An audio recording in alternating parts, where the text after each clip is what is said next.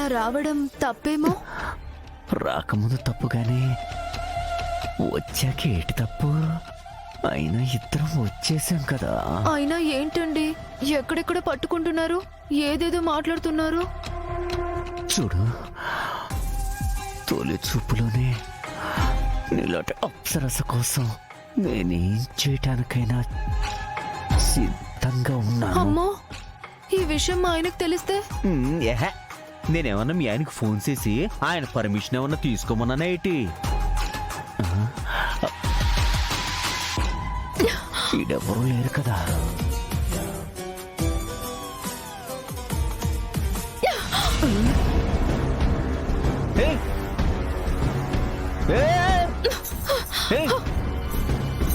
ఏంటి ఈ ఏడు సత్తనం?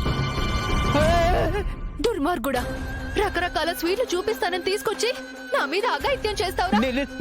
ఒంటరిగా ఉన్న ఆడవాళ్ళంటే లోకం అయిపోయారా? పిచ్చి కుక్కల నా మీద పడతావురా? ఇప్పుడే పోలీసులకి ఫోన్ చేసి నీ సంగతి ఏంటో తెలుస్తాను. చూడు. నేను చెప్పేది నీ అమ్మ కడుపు మాడ చిట్ట ప్లేట్ మార్చేసావేటే. కాపాడండి, రక్షించండి, కాపాడండి. అయ్యో, ఈ దుర్మార్గుడు నా జీవితాన్ని నాశనం చేస్తున్నాడు. కాపాడండి, చూడండి. కాపాడండి, రక్షించండి, చూడండి. ఏమైందండి? ఏంటండి ఏమైంది? చూడండి, నేను స్వీట్లు కొనడానికి వస్తే ఇతను నాకు మాయ మాటలు చెప్పి గదిలోకి తీసుకెళ్లాడు. ఆ తర్వాత నా మీద అఘాయిత్యం చేయబోయాడు. అల్లుడు, దాని మాటలు నమ్మకు. వాట్? ఏంటి? నేను అఘాయిత్యం చెట్టువేంటి? మీ మీద అఘాయిత్యం చేశాడా? అవునండి, స్వీట్లు కొనడానికి వచ్చిన అమ్మాయిని ఇలా ఎవరైనా చేస్తారా? నాకేంటి మావయ్య, అసలు ఆవిడ్ని గదిలోకి ఎందుకు తీసుకెళ్ళా? అల్లుడు, నా జీవితాన్ని నాశనం చేసావు, నాశనం చేసావు, నాశనం చేసావు. నేనేటి చేయలేదు అల్లుడు. ఏమండి, ఆగండి ఒక్క నిమిషం. నేనేటి చేయలేదు, ఇది అబద్ధం చెప్తుంది.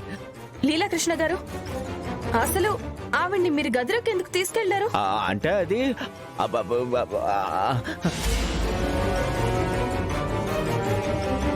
ఇంకెందుకు తీసుకెళ్తాడమ్మా? మేమందరం స్వీట్స్ కొనడానికి వచ్చాము. మమ్మల్ని ఎవరైనా గదిలోకి తీసుకెళ్లాడా? ఆవిడ్ని మాత్రమే తీసుకెళ్లాడు అంటే అర్థం ఏంటి? ఆవిడ మీద ఆయనకి ఏదో దుర్బుద్ధి కలిగింది, అందుకే గదిలోకి తీసుకెళ్లాడు. Correct, correct, correct.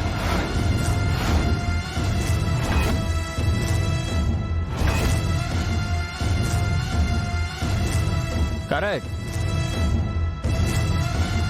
ఈ లీలాకృష్ణ గురించి దేశం మొత్తం తెలుసు. స్వీట్ షాప్లో పనిచేసే ఆడవాళ్ల దగ్గర నుంచి ఇంట్లో పనిచేసే వాళ్ళ దాకా ఎవ్వరిని వదిలిపెట్టడు. ఆఖరికి వాళ్ళ స్వీట్ షాప్కి వచ్చిన కస్టమర్లను కూడా వదిలిపెట్టట్లేదు. ఇంత కామాంధుణ్ణి అసలు స్వీట్ షాప్లో ఎందుకు ఉంచారండి? స్వీట్ షాప్ లో ఉంచడం కాదండి, ఇలాంటి చెత్త విధవల్ని అసలు ఈ సమాజంలోనే ఉండనివ్వకూడదు. కరెక్ట్. ఇప్పుడే మహిళా మండలి వాళ్ళకి ఫోన్ చేసి ఇతని సంగతి ఏంటో చూస్తాం, ఇతని సంగతి ఏంటో చూస్తాం, ఇతని సంగతి ఏంటో చూస్తాం. కిషోర్, అసలు నువ్వెక్కడికి ఎందుకు వచ్చావు? దీనికి నీకు ఏంటి సంబంధం? ఇక్కడ ఇలాంటి ఇష్యూ జరుగుతుందని నువ్వు కలేవైనా కన్నావా? ప్రతిసారి మా షాప్ లో ఇష్యూ జరిగే టైంకే వస్తూ ఉంటావు. దాన్ని సిక్స్త్ సెన్స్ అంటారు మేడం. ఆయన ఈ లీలాకృష్ణ గురించి నాకంటే ఇక్కడికి వచ్చిన కస్టమర్లకే బాగా తెలుసు.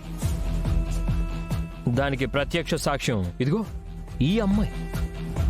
ఏమా, ఇతని మీద police case పెడదామంటావా?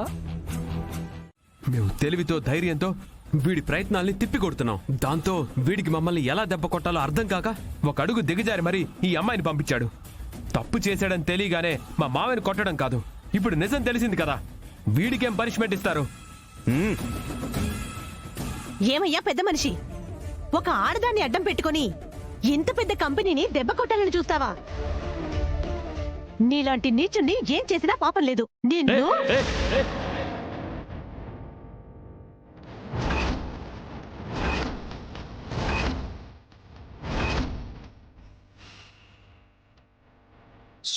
Stop it please.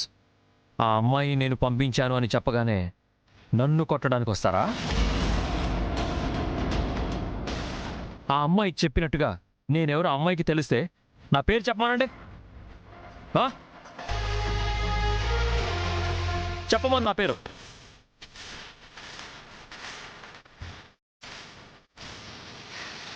ఇతనే పంపించాడు అన్నావు కదా, అతని పేరేంటో చెప్పు. ఇతని పేరు అడిగేది నేనే, చెప్పు. చెప్పు.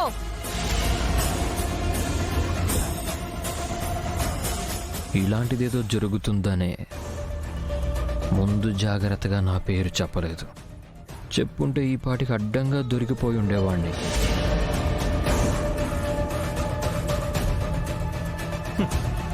అర్థమైంది కదా, ఆ అమ్మాయికి నాకు పరిచయం ఉండుంటే, నేను కనుక ఆ అమ్మాయిని పంపించుంటే ఇప్పుడు తను నా పేరు చెప్పుండేది కదా. అలా జరగలేదంటే దాని అర్థం ఏంటి? ఆ అమ్మాయికి నాకు సంబంధం లేదని. ఏదో ఆడపిల్ల కదా అని ఈ లీలాకృష్ణ సంగతి తెలిసి మీకు కంప్లైంట్ ఇచ్చానే తప్ప నాకు ఈ గొడవకి ఎలాంటి సంబంధం లేదు. మీరు తెలుసుకోండి.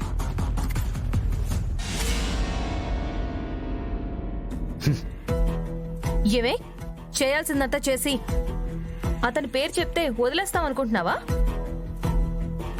మేడం, ఈవిని తీసుకెళ్లి పోలీస్ స్టేషన్లో అప్పచెప్పండి. తీసుకెళ్ళండి. రావే రా. పద.